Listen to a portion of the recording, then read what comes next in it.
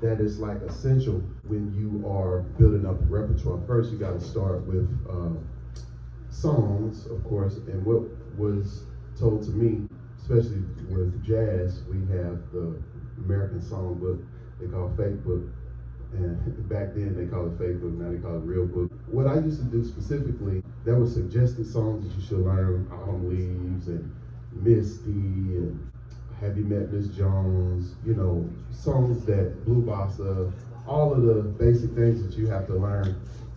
So we would learn those things, and then when we would go to jam sessions or people were playing, we would hear the songs that they would play, and if I didn't know it, I would go home and learn it. And so I would get that song that I was learning, and I would get multiple artists that were playing that song, like from Sonny Stitt, Sonny Rollins, Johnny Griffin, to Charlie Parker, whoever, Oscar Peterson, Lee Morgan, whoever. Because the thing about jazz, there's a lot of tunes in the archive, and back then, that was America's music, like 40s, 50s, you know, until 50s, 60s, it kind of started, new genres and new pop music kind of came into focal point. But that was just a known, understood thing. You needed to learn these basic tunes. And so whenever I got a chance to play out, I would call the tunes that I learned at home.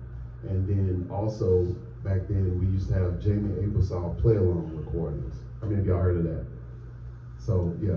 So Jamie Abersol play-along recordings allowed for you to have the book with the music, and then you would have the CD, and we could play the melody and solo, and they had the changes in there. So I bought a bunch of those books, and then learned a bunch of tunes. So my repertoire really comes from a combination of that, at home, listening, learning what I liked, and then going out, playing with friends, or seeing what they're calling on gigs, and then learning those tunes and getting a chance to transcribe. So when I didn't have language, I'm really answering your question really good. So yeah, so when I didn't, so the thing, it's like, you know, music is a language, jazz is a language within music, and so there's great people who know how to speak the language well, and so you listen to those people, you learn their stuff, even when you don't understand it theoretically.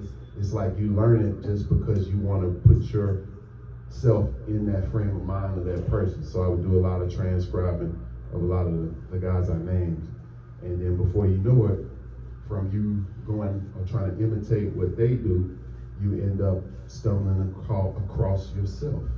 You know, you find some sweet spots. It was things that I took from Sonny Rollins rhythmically, from Cannonball, articulation-wise, Johnny Griffin, articulation, speed, train, seriousness, dedication, harmony, and you know, and that's the thing, it was so fun and beautiful because it was so many different characteristics that you could pull from all these different artists. Then when you hook up with other cats that'll share, you know, they got their favorite albums and stuff they listen to. So that's how you build your repertoire. Thank you so much for watching the video. If you enjoyed it, make sure you click that thumbs up, subscribe to the channel, and click the notification bell so you can stay up to date when new videos are posted. This is Q, the Texas Tenor. Peace.